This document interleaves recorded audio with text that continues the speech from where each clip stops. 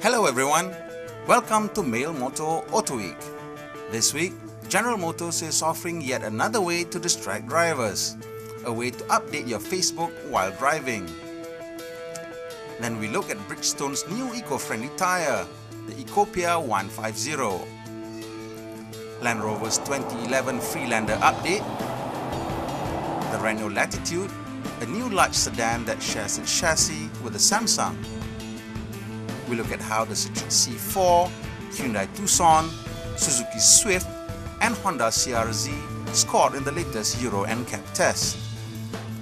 After that, we indulge in a bit of celebrity gawking. We follow Jay Leno's Jaguar XJ from sheet metal to the streets of Los Angeles, and finally, Jay's garage.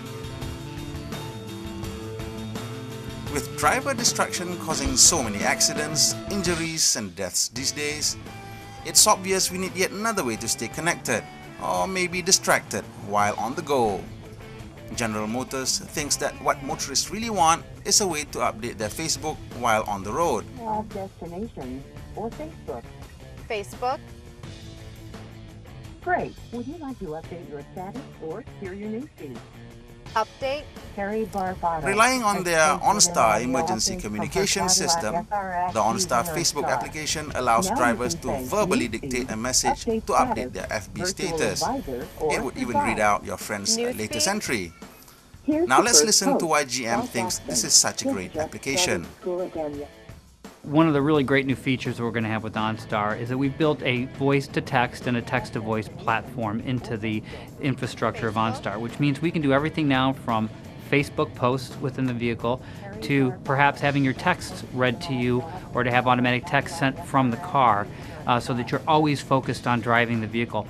Now in the case of this text-to-voice, we want to understand some things, so we're going to test the Facebook side of this and see how this interacts with customers. But we think it's a real exciting ad, something a lot of value, but more than that, it's going to make people, we hope, safer when they're driving. Well, that's enough Facebook mania for one day. Let's look at Bridgestone's new eco-friendly tyre, the Ecopia 150. Designed with a stiff compound and clever tread pattern, the Ecopia 150 supposedly combines low rolling resistance with decent wet grip. This would be a fantastic step forward because hard compounds usually mean lousy grip in the rain.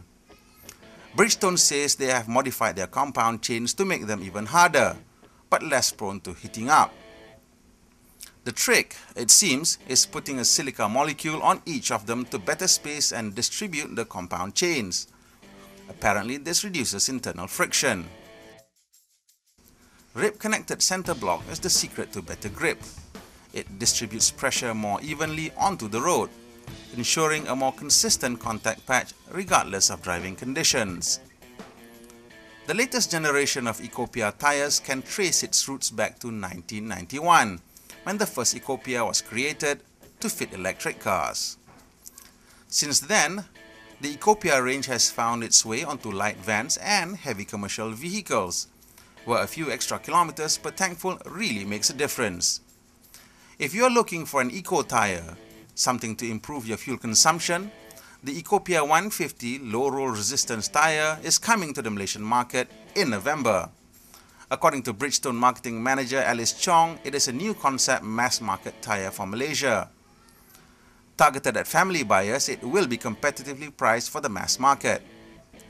Expect the Ecopia 150 to be priced slightly higher than the Bridgestone Turanza AR10 range. The Ecopia will be available for wheel sizes from 14 to 16 inches and in 55, 60 and 65 series.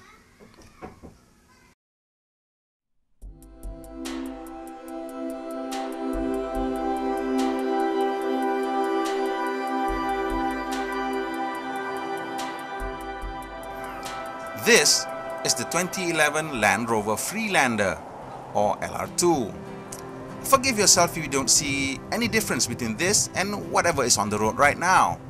Apparently, Land Rover wanted the 2011 facelift to be inconspicuous. Look closely and you will spot a new bumper cap with revised fog lamp, a new grille finish, revised headlights, and a new taillight. The most obvious change is really the new alloy wheel design. Modest rework continues in the cabin, redesigned gauges, seats, carpets, and some revised stowage. The biggest change is under the skin, where Land Rover is breaking with tradition and offering a front-wheel drive version of the Freelander. Purists are queuing up to bash them, I'm sure, but it makes sense really. Even with a Land Rover badge on the nose, there is no guarantee that the tires will ever see mud. So what's the point of heavy and fuel-draining all-wheel drive system? Mind you, the front-wheel drive system is available on only one diesel variant, the 2.2-litre turbo diesel with 150 horsepower. Since we do get that diesel Freelander, there is a good chance that the two-wheel drive variant will be sold here. The new Freelander will hit UK showrooms this month.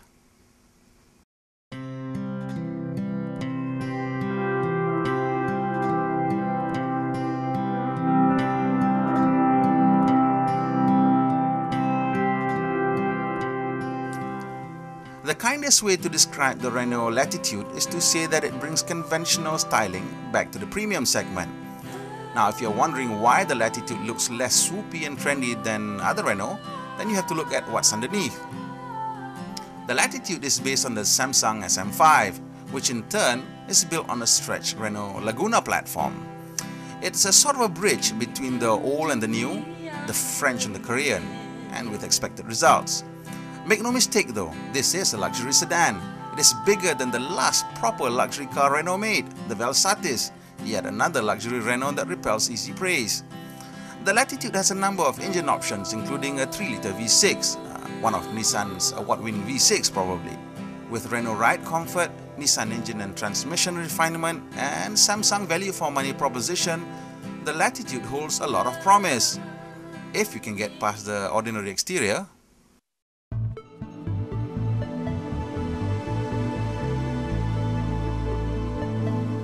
The European New Car Assessment Program, or Euro NCAP, released the results of 4 more cars. The latest tests indicate that manufacturers are rising to the challenges of the new rating scheme and are continuing to make safety a priority. While all 4 cars got 5 stars, the results are not equal. The Citroën C5 offered good protection in a frontal impact, but the car came up poorly in the pole side impact test, where the chest protection was only rated as weak and the abdominal protection was adequate. The assessment for whiplash protection in a rear impact was rated as marginal.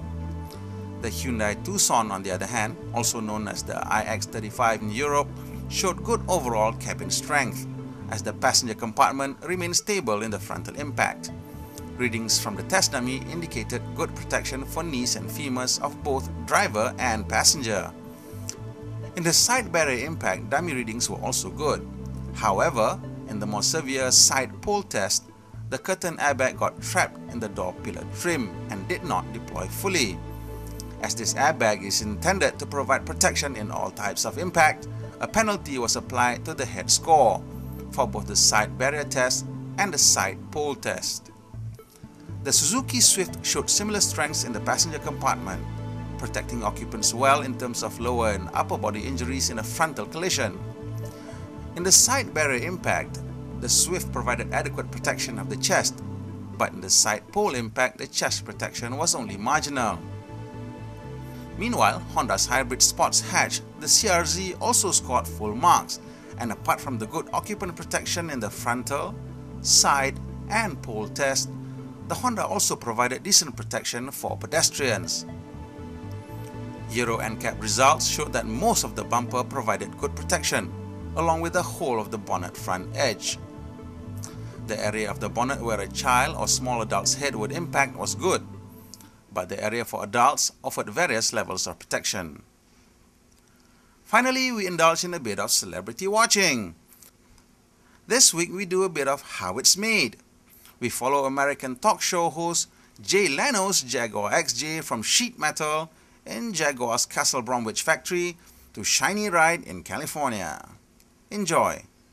Don't forget to join us next week when we take a look at the latest Porsche 911 Carrera GTS.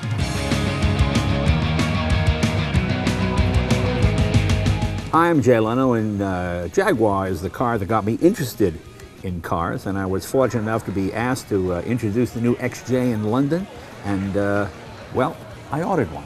And this is the story of my car from the birth, from the first day building it, to getting it here in Los Angeles in my garage. Well, the process starts in stamping, which is where we take a raw sheet of aluminium and turn it into a panel that the customer would recognise, like a bonnet or a door or a roof, for example. The components then flow through into what we call body construction, where all those components are riveted together, like the airline industry.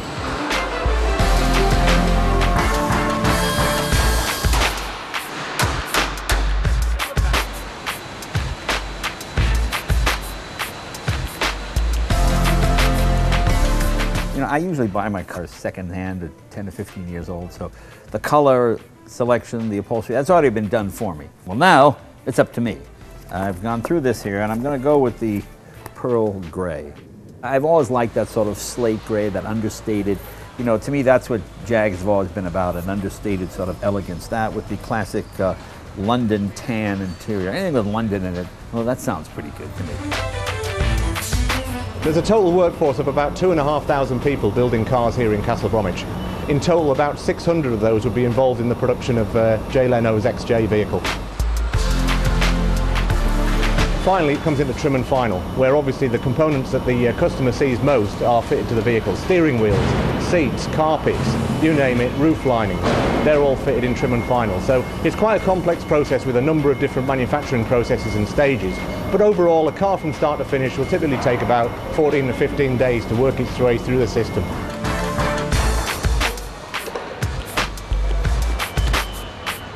We've made it with love, so please enjoy. See ya. Well, the guys at Jaguar have successfully done their job. They've made Jay Leno's XJ. But now the big journey begins, all the way from here in Birmingham to California.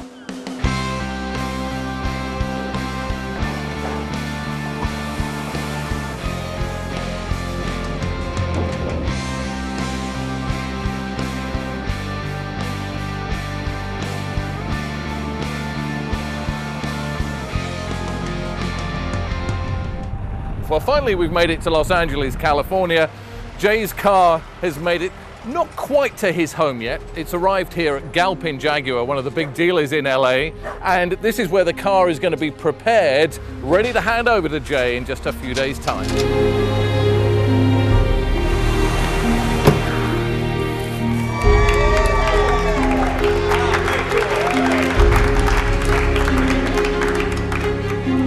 Well, that's everything I expected it to be. It looks great. I'm not, usually I don't really order new cars with different specs. I'm the guy that usually buys my cars secondhand, so getting a brand new car is pretty exciting. See, what I save on clothing, I put into the cars. I'm gonna take it back to the shop now. We'll take it for a ride and we'll see how it goes. I'm a great fan of little English details like this. You know, my favorite thing on the early Rolls and Bentleys were these huge, these sort of look like a Spitfire or something on here. They're quite clever, these Jaguar people. Everything that you touch has a nice feel, a nice touch to it. 0 to 60, I don't know, is it 4 seconds, something like that? I mean, you got 470 horsepower, added supercharged. Those are supercar specs from not that long ago. See how she corners? Well, that's pretty good. Knocked the cameraman over. That's not bad, with no squeal.